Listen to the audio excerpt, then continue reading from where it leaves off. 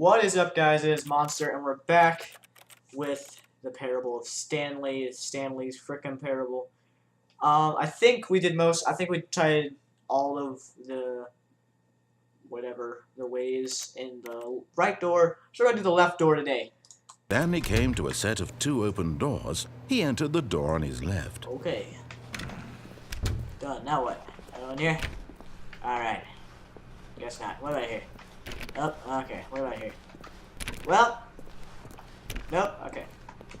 So far, this game is really good. It definitely reminds me of the mod. Yet there was not a single person here either. Really? Feeling a wave of disbelief, Stanley decided to go up to his boss's office, hoping he might find an answer there. What does that mean? The future was yesterday. Tomorrow is now. Complete today's unfinished agenda items. Right next daily agenda. Repeat. Have someone to synergize papers. Fire paper guy. Hire someone to fire the paper guy. Who moved my desk? I don't know who moved your desk. Okay, that doesn't make any sense. Charts. Rate at which charts on the same slide to save info. Oh, alright. Whatever. Let's begin. So... Coming to a staircase, Stanley walked upstairs to his boss's office. Because I promised all the bad ones first, the ones that weren't listening to the guy, so we'll go downstairs. Alright, no. We'll go downstairs. Can we go this way? I thought I could read that.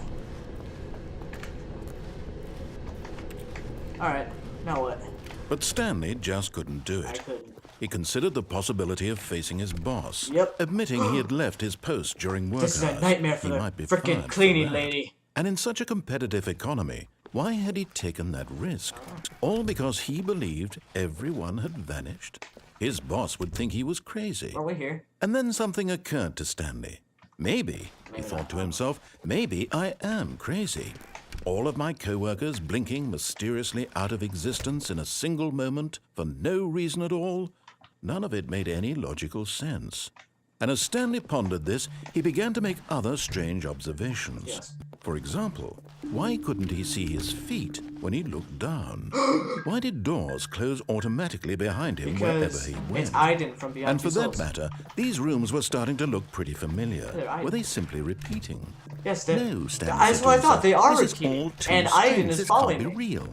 And at last, he came to the conclusion that had been on the tip of his tongue. He just hadn't found the words for it. I'm dreaming!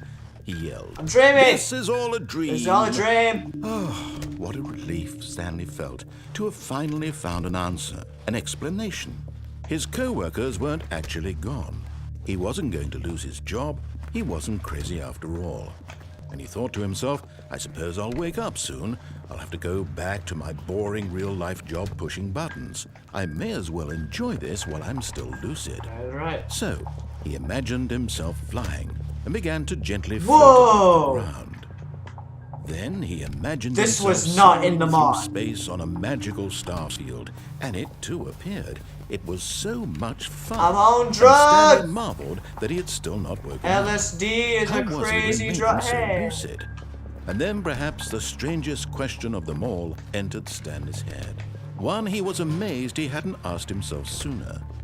Why is there a voice in my head dictating everything that I'm doing and thinking? I have headphones on, that's why. Now the voice was describing itself being considered by Stanley, who found it particularly strange. I'm dreaming about a voice describing me, thinking about how it's describing my thoughts, he thought. And while he thought it all very odd and wondered if this voice spoke to all people in their dreams, the truth was that, of course, this was not a dream. How could it be? But how Was is it Stanley flying? simply deceiving himself? Believing that if he's asleep, he doesn't have to take responsibility for himself? Stanley is as awake right now as he's ever been in his life. Now, hearing the voice speak these words was quite a shock to Stanley. After all, he He knew for certain, beyond a doubt, that this was in fact a dream. I'm so Did the confused. voice not see him float and make the magical stars just a moment ago? How else would the voice explain all that? This voice was a part of himself too. Surely, if he could just... He would prove it. He would prove that he was in control, that this was a dream. Is it a dream or is it real life? I'm So he so closed his eyes confused. gently, and he invited himself to wake up. He felt the cool weight of the blanket on his skin, the press of the mattress on his back, the fresh air of a world outside this one. Let me wake up, he thought to himself. I'm through with this dream. I wish it to be over. Let me go back to my job. Let me continue pushing the buttons. Just gonna make Please. sure. It's all I I'm want. gonna spin this if it's I still... want my apartment No. and my wife and my Come on, job. Dime, don't do this to me. All I want is my life exactly the way it's always been. My life is normal. I am Alright, well the normal. dime stopped spinning. It's not Everything Inception. will be fine. I am okay.